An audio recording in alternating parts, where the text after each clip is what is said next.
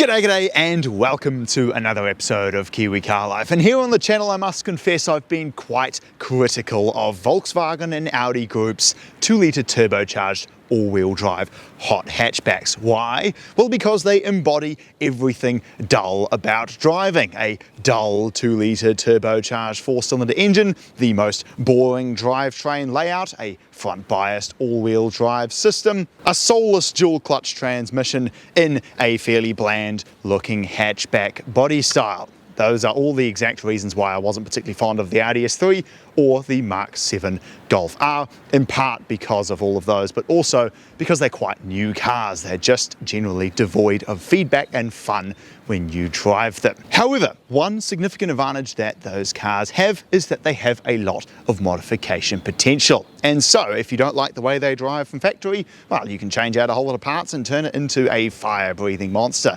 And so today, we're going to be taking a look at this Mk6 Golf R with a few modifications to see if I will come round to the 2-litre turbocharged 4-wheel drive formula. The engine is an EA113, a 2-litre turbocharged 4-cylinder engine, the platform that is ruling all of the latest hot hatchbacks today. While the sound it produces is not particularly exciting to my ears, there's no denying that it is a powerhouse. These Mk6 Golf Rs have 199 kilowatt or 270 horsepower and 350 newton meters of torque. But fortunately, the owner decided that that was not enough for him and so installed a number of modifications. This one has an intake along with catless downpipes and it's been stage 2 tuned. Now it's making somewhere around 260 kilowatt, which is plenty of power for a little 1400 kg hatchback like this. To put all of that power down to the road, this has a Haldex all-wheel drive system, meaning that it is mainly front biased but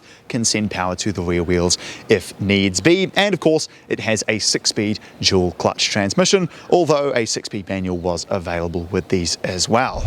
And finally, the interior. This is a part of the car that Volkswagen and Audi do extremely well. While this is a rather bland looking interior, at least it's got features and it is pretty well screwed together. The steering wheel feels fantastic. The pedals feel nice. It's got buttons here to control your central multifunction display and the very cool looking gauges with little blue needles. I love the climate control on these Mk6 era Golfs, where when you turn the temperature knob, the little temperature number moves around with it. That's very cool. And it has all sorts of features in here like auto lights, auto wipers, cruise control, reversing camera, Bluetooth, fully automatic dual zone climate control. If this had the leather interior, it would also have electric seats, heated seats and the like. It's got plenty of room in the back and the boot. So let's put that stage 2 tuned 2-litre turbocharged engine through its paces.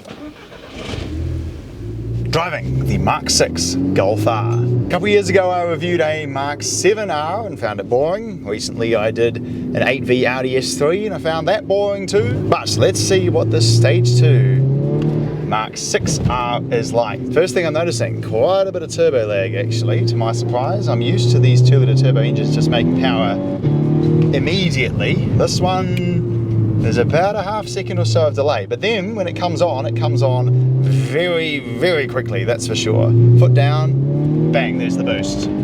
Oh, okay, alrighty. We get a little bit of turbo whoosh from that intake. Lovely surge of torque.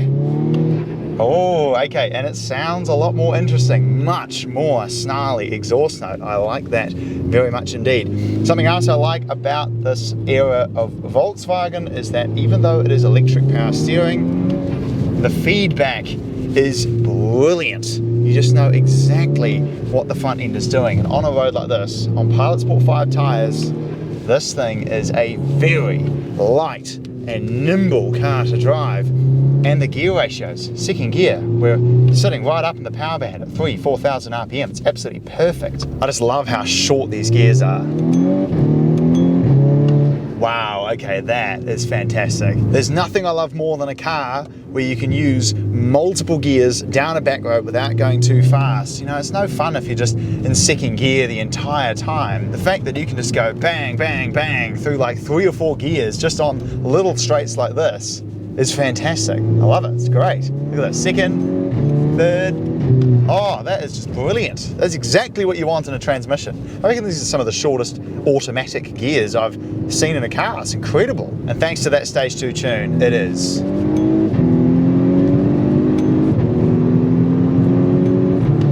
It is very fast. See, now this is a lot more fun. It's still 4-wheel drive, and I maintain that one of the most fun 2-litre turbo dual clutch cars I've driven was that Mk6 GTI Club Sport, because it had this level of power. In fact, it had basically this exact same engine, just with only front wheel drive. So you put your foot down, the front end would scrabble for grip, you could feel the limited slip diff working to sort of pull you through. You know, front wheel drive is obviously not as fun as rear wheel drive, but I would say that it's probably still more fun than especially front bias 4-wheel drive, where you're just not going to get any wheel spin whatsoever. But this, thanks to that stage 2 tune, is just absolutely delightful, man. What a drive. And while it's definitely not as exciting as a 6-cylinder engine, oh, it does sound pretty decent for a 4-cylinder, I've got to say. Still doesn't rev particularly high, only 6,500, but it sounds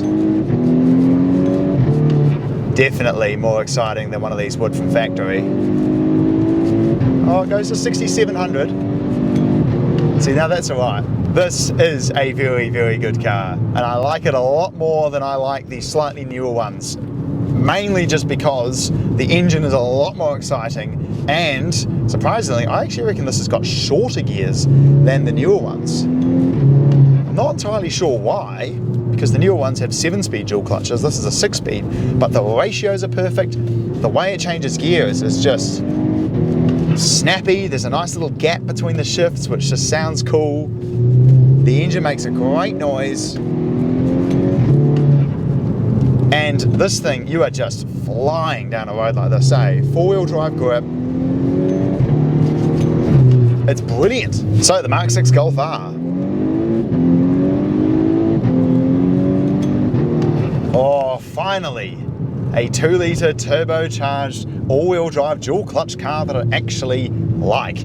I think a lot of this car's brilliance stems from the fact that obviously, one, it is tuned, which makes it a lot more exciting, but also it's just that little bit older. It's a little bit less refined, it's a little bit less perfect, and as a result, it is just that much more engaging and exciting to drive. But then the best part about these cars is that you can put it in 6th gear, it sits at 2,500 RPM on the motorway and probably gets 7 litres per 100k, and it's perfectly comfortable and dailyable. Some people might call me a bit of a hypocrite, given in the past I've said that I don't particularly like cars like these, but then I do suddenly like this one. I hope you can understand that this is noticeably different. It's a lot more raw. Oh, noticeably quicker too. Shorter gears, everything is just better. So there we go. Thanks for watching. I hope you enjoyed this look at the Mk6 R, and I will look forward to seeing you again next time. Oh man, this thing's quick, eh?